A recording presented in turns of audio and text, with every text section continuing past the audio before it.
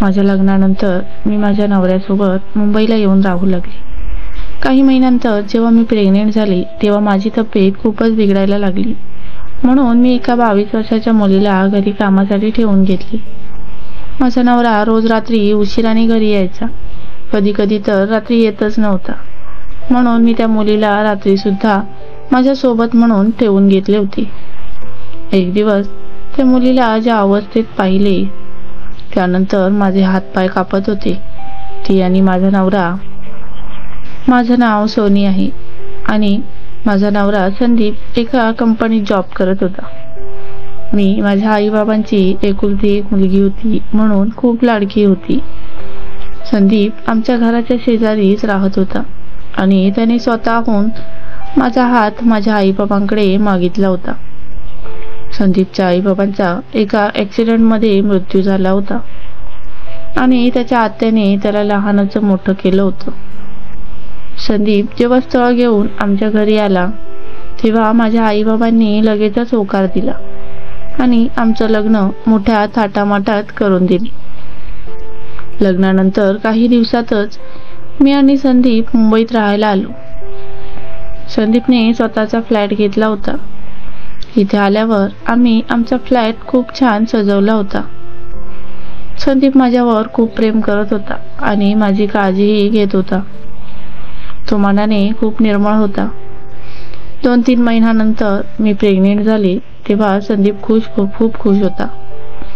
त्याचवेळी संदीपचं प्रमोशनही झालं होतं, त्यामुळे तो अजून जास्त बिझी झाला होता.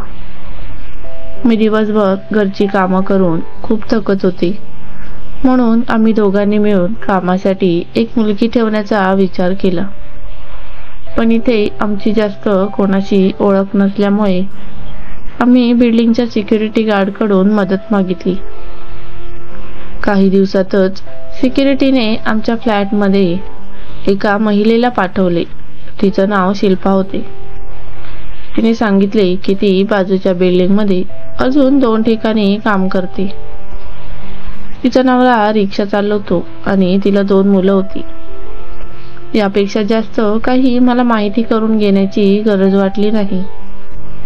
शिल्पा रोज सकाळी 8 वाजता यायची आणि घरची सर्व कामं आटपून 10 वाजता निघून जायची.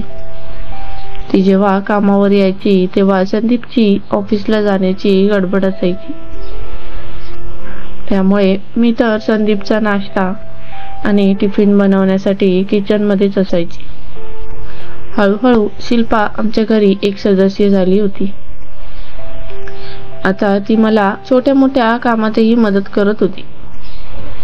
प्रेग्नन्सीच्या मॉर्निंग सिकनेसमुळे मला आता जेवण बनवणे खूप कठीण जात होते. माझी अशी अवस्था बघून एक दिवस शिल्पा मला म्हणाली की मॅडम, माझी एक छोटी बहीण आहे, बिचारी मोठी आहे, त्यामुळे तिचं कुठे लग्न ठरत नाही. जर तुमची काही हरकत नसेल तर तिला तुमच्या डिलिव्हरीपर्यंत जेवण बनवण्यासाठी आणि बाकीच्या कामांसाठी तुम्ही ठेवून घ्या. तुम्हाला जो ठीक वाटेल तो पगार द्या. सकाळी ती माझ्या सोबतच येईल आणि संध्याकाळी मी तिला घेऊन जाण्यासाठी येत जाईल. मला आणि संदीपला तिचं हे बोलणं ठीक वाटलं, म्हणून आम्ही हो म्हणालो. दुसऱ्या दिवशी शिल्पा तिच्यासोबत एका 22 वर्षाच्या मुलीला घेऊन आली. तिचं नाव सीमा होते. ती दिसायला खूप सुंदर होती, पण मोठी होती. हे ऐकून मला तिची खूप दया आली. तिला बघून मनात विचार यायचा की देवाने तिच्यासोबत किती अन्याय केला आहे. सीमा आमच्या घरी जेवण बनवायचं काम करू लागली. ती सर्वच कामं खूप छान आणि वेळेच्या आधीच करायची. तिने मला कधीही तक्रार करण्याचा चान्स दिला नाही. माझीही खूप काळजी घेत होती. मी आणि संदीप तिच्या कामावर खूप खुश होतो. कधी कधी संदीपला कामानिमित्त बाहेर थांबावं लागत होतं, म्हणून मी सीमाला माझ्यासोबत थांबवले होते. सीमा संदीपची खास काळजी घ्यायची, पण मला कधीही त्या गोष्टीचं वाईट वाटलं नाही आणि नाही त्या गोष्टीवर मी जास्त लक्ष दिला. तसंही या दिवसात माझी तब्येत खूप जास्त खराब असल्यामुळे माझं कुठल्या गोष्टीत लक्ष लागत नसे. सीमा संदीपचे बूट पॉलिश करून ठेवायची, त्याचे कपडे वॉशिंग मशीनमध्ये नेऊन ठेवायचे. खूप वेळा मला ही गोष्ट खटकत होती, पण पुन्हा आम्हालाच लाज वाटायची की मी एका मुक्या मुलीवर संशय कसा घेऊ शकते. मला आता 4था महिना लागला होता. एक दिवस संदीप ऑफिसची फाईल घेऊन घरी आला आणि येताच तो रूममध्ये आपलं काम करू लागला. त्या दिवशीही माझी तब्येत ठीक नव्हती, म्हणून सीमाला मी थांबवून घेतले होते. जेवण झाल्यावर मी माझ्या रूममध्ये आराम करत होते आणि संदीप आपल्या कामात बिझी होता. अचानक रात्री 1 वाजता कसला तरी आवाज झाला आणि माझी झोप उडाली. मी बघितलं तर संदीप आपल्या बेडवर नव्हता. मला वाटलं तो अजूनही कामात असेल, पण इतक्यात बाहेरून त्याच्या ओरडण्याचा आवाज आला. मी पळतच त्या दिशेने गेले आणि समोरचं दृश्य पाहून माझ्या पायाखालची जमिनात सरकली. सीमा कशीबशी उठायचा प्रयत्न करत होती आणि तिच्या अंगावरचे कपडे फाटले होते. संदीप मला बघून खूप घाबरला आणि म्हणायला लागला की सोनी, मी काही नाही केलं. हीच मला मागून येऊन पकडायला लागली. जेव्हा मी तिला धक्का दिला तेव्हा ती स्वतःच आपले कपडे फाडायला लागली. सीमा मला बघून माझ्या गळ्यात पडली आणि रडायला लागली. तिची अवस्था बघून माझा चेहरा रागाने लाल झाला होता. मी रागातच संदीपला म्हणाले, मला कधी वाटलं नव्हतं की तू एवढ्या खालच्या थराला जाशील. तेव्हा संदीप म्हणाला की नाही सोनी, हे सर्व खोटं आहे. संदीप स्वतःला निर्दोष सिद्ध करण्याचा प्रयत्न करत होता, पण मी त्याचं काहीच ऐकून न घेता सीमाला माझ्या रूममध्ये घेऊन गेले आणि तिला पाणी देऊन शांत केले. मी तिच्या समोर हात जोडून म्हणाले, सीमा, मला माफ कर. मी स्वतःलाच या सर्व गोष्टीला जबाबदार मानत होते, कारण माझ्या सांगण्यावरून ती माझ्यासोबत थांबली होती. सीमाला माझ्यासोबत झोपायला सांगितले. दुसऱ्या दिवशी शिल्पा आली तेव्हा सीमाने तिला इशारा करून सर्व काही सांगितले. शिल्पाने त्या गोष्टीचा खूप मोठा तमाशा केला आणि पोलिसांना फोन केला. मी आणि संदीप शिल्पाला समजावण्याचा खूप प्रयत्न करत होतो, पण तिचं म्हणणं होतं की मी माझ्या नवऱ्याला वाचवायचा प्रयत्न करत होते. सीमाच्या जागी जर तुमची बहीण असती तर? शिल्पाच्या या प्रश्नावर मी अबोल राहिले. 10 मिनिटात पोलीस सुद्धा आले. संदीप पोलीस आणि शिल्पासमोर स्वतःला निर्दोष सिद्ध करण्याचा प्रयत्न करत होता, पण त्याचं कोणीही ऐकून घेतले नाही. मी मात्र डोक्याला हात लावून बेडवर गप्प बसले होते. पोलिसांनी संदीपला पोलीस स्टेशनमध्ये यायला सांगितले. संदीप खूप घाबरला होता आणि पोलिसांना विनंती करत होता. नंतर पोलिसांना संदीपला 50,000 रुपये शिल्पाला द्यायला सांगितले आणि ही केस तिथेच रफादफा करायला सांगितली. त्या दिवसानंतर त्या दोघीही आमच्या घरी कधीच आल्या नाहीत. मी संदीप सोबत बोलणं बंद केलं होतं. एक सभ्य दिसणारा माणूस एवढ्या खालच्या पातळीला जाऊ शकतो याचा मी कधीही विचार केला नव्हता. मला त्याच्यासोबत राहण्याची अजिबात इच्छा नव्हती, पण मी माझ्या होणाऱ्या मुलांसाठी सर्व गप्प सहन करत होते. ही गोष्ट जेव्हा माझ्या आई-बाबांना कळली तेव्हा त्यांनाही खूप वाईट वाटलं. त्यानंतर 4 महिन्यांनी मी एका मुलीला जन्म दिला. या 5 महिन्यात मला शारीरिक आणि मानसिक खूप त्रास झाला होता. माझे आई-बाबा माझ्या सोबतच येऊन राहू लागले होते आणि माझी काळजी घेत होते. संदीप सुद्धा माझी खूप काळजी घेत होता, पण त्याने सीमासोबत जे केले होते ते मी कधीच विसरू शकत नव्हते. 2 महिन्यांनंतर जेव्हा माझी तब्येत सुधारायला लागली तेव्हा डॉक्टरांच्या सांगण्यावरून मी बाहेर बागेत फिरायला जाण्यासाठी जाऊ लागले. तिथेच माझ्या शाळेतील एक मैत्रीण पूजा मला भेटली. एक दिवस बोलता बोलता ती मला म्हणाली की मी घरी एक कामासाठी मुलगी ठेवली आहे, बिचारी मुकी आहे. हे ऐकून मी घाबरले, पण थोडी हिंमत केली आणि तिला विचारले काय नाव आहे तिचं. सीमा, माझ्या कामवालीची बहीण आहे. पूजाचं बोलणं ऐकून मी घाबरले होते, कारण मला भीती होती की जर शिल्पाने पूजाला माझ्या नवऱ्याच्या चारित्र्याबद्दल काही सांगितले तर ती काय विचार करेल. म्हणून मी त्या दिवसापासून पूजाशीही बोलणं बंद केलं होतं. मी तिचा फोनही उचलत नव्हते. असेच दिवस जात होते आणि एक दिवस मला पूजा मेडिकलमध्ये भेटली. ती खूप टेन्शनमध्ये वाटत होती. तिने फक्त बोलायचं म्हणून माझ्याशी 2-3 शब्द बोलून निघून गेली.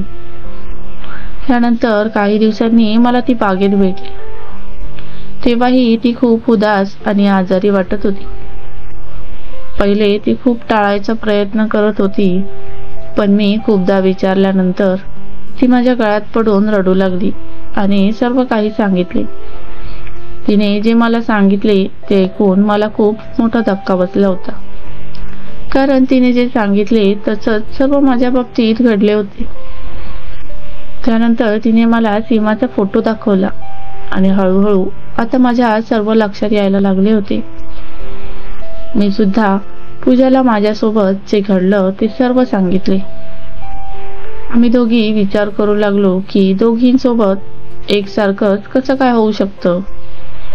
मी पूजाला म्हणाले की मला हे सर्व सांगायला खूप लाज वाटत होती, पण मी तुला पहिलं सर्व सांगितलं असतं तर कदाचित तुझ्यासोबत हे घडलं नसतं. पण जे काही झालं त्याला पण आता बदलू शकत नाही. पण यामुळे शिल्पा आणि सीमाचं सत्य समोर आलं आणि आम्ही दोघींनी ठरवलं की शिल्पा आणि सीमाचं सत्य काय आहे ते जाणून घ्यायचंच. आम्ही दोघींनी शिल्पा आणि सीमाविषयी माहिती गोळा करायला सुरुवात केली आणि त्यामध्ये आम्हाला थोडीफार माहिती मिळाली. एक दिवस आम्ही शिल्पाच्या घरी पोहोचलो. तिथे पोहोचलो तेव्हा बघितलं की काही महिला तिथे पाणी भरत होत्या आणि भांडत होत्या. एक महिला म्हणत होती की तुम्ही दोघी बहिणी स्वतःला शहाण्या समजता का? जेव्हा पाहावं तेव्हा भांडून पहिलं पाणी भरायला येतं. त्यावर दुसरी महिला म्हणाली की खबरदार, कोणी पुढे याल तर माझ्यापेक्षा वाईट कोणी नसेल. मी आणि पूजा हे सर्व पाहत होतो आणि आम्ही जेव्हा त्या महिलेला निरखून बघितले तेव्हा आम्हाला धक्का बसला, कारण ती महिला दुसरी कोणी नसून सीमा होती. पूजाने माझा हात पकडला आणि मला गल्लीतून बाहेर घेऊन आली आणि म्हणाली की बघितलं, ही सीमा मुकी नाहीये. कशी भांडत होती ती, याचा अर्थ हा सर्व प्लॅन या दोघींचा होता. पूजाचा चेहरा रागाने लाल झाला होता. तिला बघून मी म्हणाले, त्या दोघींनी आपल्या संसारात आग लावली आहे, यासाठी आपण त्यांना कधीच माफ करणार नाही. यांनी आपल्या नजरेत आपल्याच नवऱ्यांना चारित्र्यहीन ठरवले. आजपर्यंत मी संदीपला माफ केले नाही. लग्नानंतर एका मुलीला तसा नवरा हवा असतो, अगदी तसाच नवरा मला मिळाला होता. पण यांच्यामुळे मला जेव्हा संदीपची जास्त गरज होती तेव्हा त्याचा तो मनापासून लांब गेला. मी त्याला कधीच माफ करणार नाही. पूजा पण म्हणाली की तू बरोबर बोलतेस. मीही माझ्या नवऱ्यावर अविश्वास दाखवला, पण बरं झालं मी माझ्या माहेरी निघून गेले नाही, नाहीतर सर्व उद्ध्वस्त झालं असतं. यांना शिक्षा तर मिळायलाच पाहिजे, पण कशी? मी म्हणाले, यांना पोलिसांच्या हवाली करूया.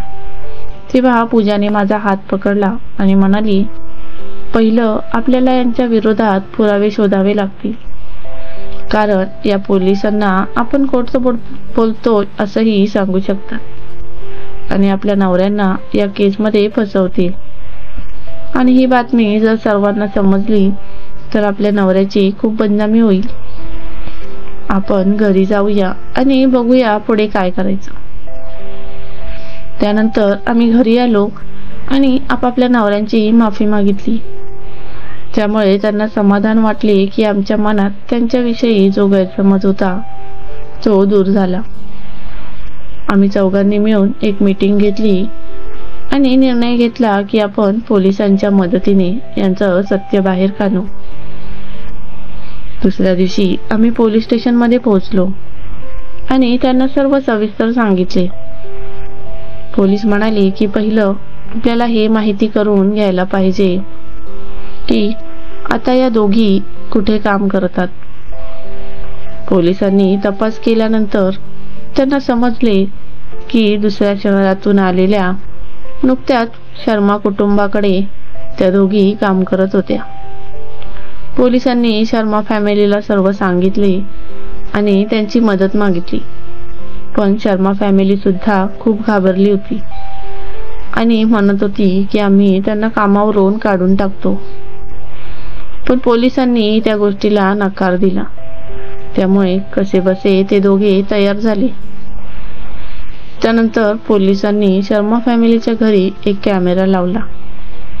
त्या दोघी बहिणींनी तेच नाटक शर्मा फॅमिली सोबत सुद्धा केले. पण यावेळी फरक इतकाच होता की त्यांचे हे सर्व नाटक कॅमेऱ्यात रेकॉर्ड होत होते आणि जो माणूस पोलीसवाला बनून यायचा आणि सांगायचा की पैसे घेऊन ही केस इथेच रफादफा करा, तो दुसरा तिसरा कोणी नसून शिल्पाचा नवरा होता. पुरावा मिळताच पोलिसांनी शिल्पा, सीमा आणि शिल्पाच्या नवऱ्याला तिघांनाही अटक केली आणि जे पैसे त्यांनी लोकांना फसवून घेतले होते ते त्यांच्याकडून परत घेतले. त्या तिघांनाही धोका दिल्याच्या केसमध्ये जेलची हवा खायला लागली. मी देवाचे आभार मानले की माझा संसार तुटण्यापासून वाचला आणि आता मी आयुष्यात माझ्या नवऱ्यावर कधीही अविश्वास नाही दाखवणार.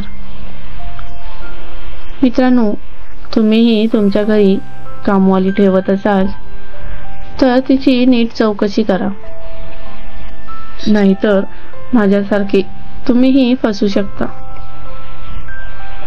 तर स्टोरी कशी वाटली कमेंट करून नक्की सांगा आणि आपल्या मराठी हृदयस्पर्शी कथा या चॅनलला सबस्क्राईब करून बेल आयकॉनचे बटन ऑलवर सेट करा, जेणेकरून नवीन व्हिडिओचे नोटिफिकेशन तुमच्यापर्यंत सर्वात पहिले पोहोचेल. आणि हो, व्हिडिओला लाईक आणि शेअर करायला विसरू नका. धन्यवाद.